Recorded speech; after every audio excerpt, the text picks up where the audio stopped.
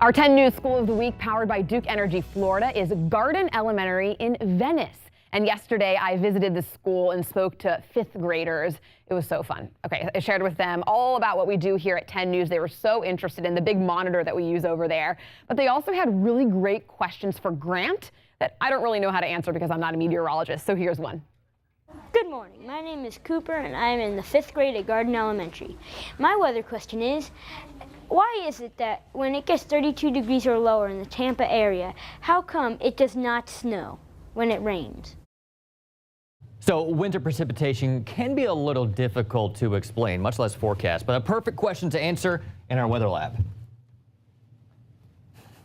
Okay, here in the weather lab, let's go ahead and fire up our snow machine. We got the snow falling here. In order to have snowfall, you need to have temperatures at or below freezing, not just on the ground, but all the way through the layers of the atmosphere. Now, when you have those below freezing temperatures, that snowflake or those ice crystals are able to stay as ice all the way through the layer of the atmosphere. Now, it's still possible to have snow on the ground when you have temperatures even just a little warmer than freezing. In fact, you can have snow falling with surface temperatures as warm as 40 degrees. Now, here's where it gets complicated, and to answer the question of why you can have below freezing temperatures and no snow here on the ground. What happens is sometimes you get a warm layer above the Earth's surface, so those ice crystals melt when they fall into that warmer layer that's above freezing.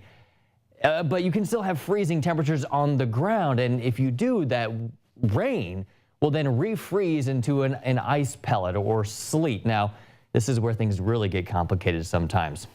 You can have a very thick, warm layer, and that thick, warm layer will warm up the rain just enough to where that if it falls into a layer on the ground that's below freezing, the precipitation will still be liquid, but it's so cold on the ground that it will then refreeze as ice on the surface. That's when you get freezing rains, when you start to get that ice accumulation on trees and elevated surfaces and even roads sometimes. But hey, at the end of the day, if you don't have precipitation at all, it doesn't matter how cold it gets, no precipitation, no snow, and that's certainly something that we don't see very often here in Tampa Bay.